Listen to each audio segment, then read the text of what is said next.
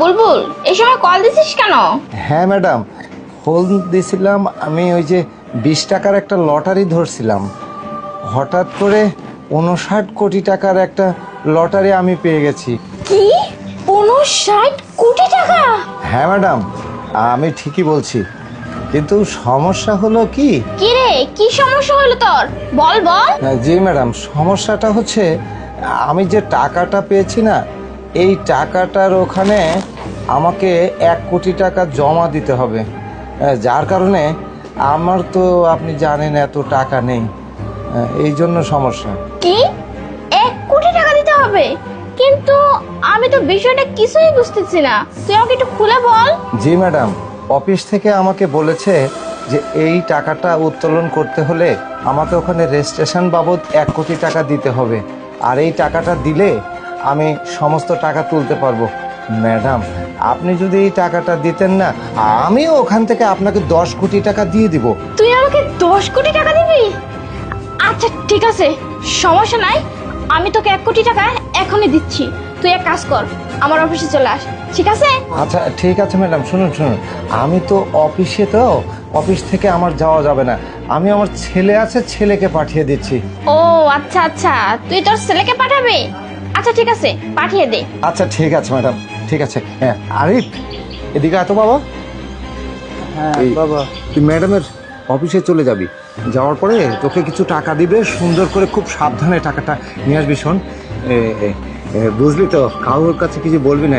এই টাকাটা হলে আমরা এই শহর ছেড়ে চলে যাব, গিয়ে অন্যত্র গিয়ে না একবারে নতুন নতুন বাড়ি কিনে, জায়গা গাড়ি টাড়ি কিনে বাবা আমরা একবারে রাজার হালে বসবাস করবো।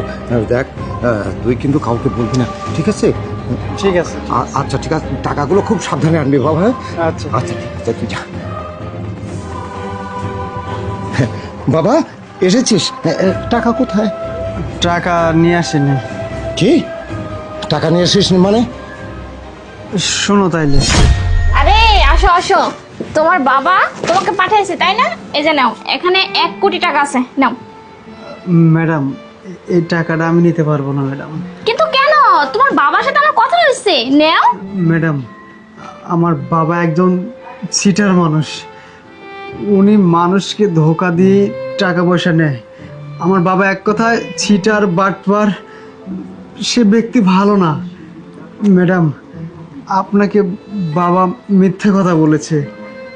আসলে বাবা ফোনের উপরে একটা স্ক্রিনশট দিয়ে বলেছে যে আমি লটারিতে 60 কোটি টাকা পেয়েছি, কিন্তু ম্যাডাম এটা একদম মিথ্যে কথা।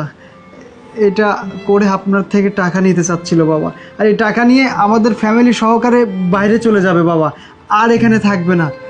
কিন্তু আপনি, আপনার অফিসে আমার বাবা চাকরি করতো, চাকরি করে যে টাকা পায় ওই টাকা দিয়ে আমাদের ফ্যামিলি চলে। বাবা বেইমানি করলেও আমরা তো বেইমানি করতে পারি না, কারণ আপনার টাকাতেই আমরা বড় হয়েছি। তাই বলছি কি ম্যাডাম, এই টাকাটা আমি নিব না। আপনাকে জাস্ট এটা বলার জন্য আমি আসছি।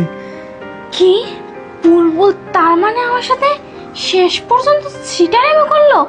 সিটারেমি করে আমার কাছ থেকে 1 কোটি টাকা ও হাতিয়ে নিতে চাইছে, তাই না? ওর অবস্থা তো আমি পরে খারাপ করতেছি। তুমি তোমার বাবাকে বলে দেবা যে এই অফিসে আর ওর কোনো চাকরি নেই, বুঝতে পারছো? আর শোনো একটা ঠিক আছে, কথা, ম্যাডাম।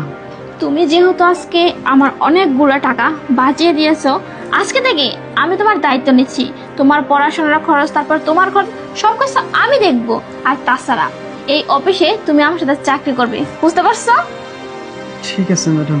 আচ্ছা ঠিক আছে, তোমাকে অনেক অনেক ধন্যবাদ। আর তোমার বাবার ব্যবস্থা আমি একটু পরেই করতেছি, যাও তাহলে। ঠিক আছে। কুলাঙ্গার ছেলে তুই! এই, আমি তো সব কিছু করেছিলাম তোর ভালোর জন্য, তাই না? হ্যাঁ, তোকে নিয়ে, বাড়ির সবাইকে নিয়ে আমি অন্যত্র গিয়ে সব কিছু করে রাজার সুখে রাজার হালে থাকবো। আর তুই কি করেছিস? হাতে পেয়ে এতগুলো টাকা সেখানে আবার উদার হওয়ার জন্য সেখানে ফেরত দিয়ে এসেছিস। জানোয়ার কুলাঙ্গার, কথা বাবার পেটে লাথি মেরেছিস তুই। তোর মতো সন্তান আমার দরকার নেই, তুই আমার সামনে থেকে চলে যা। যা, তোর মতো ছেলে আমি আর দেখতে চাই না, যা।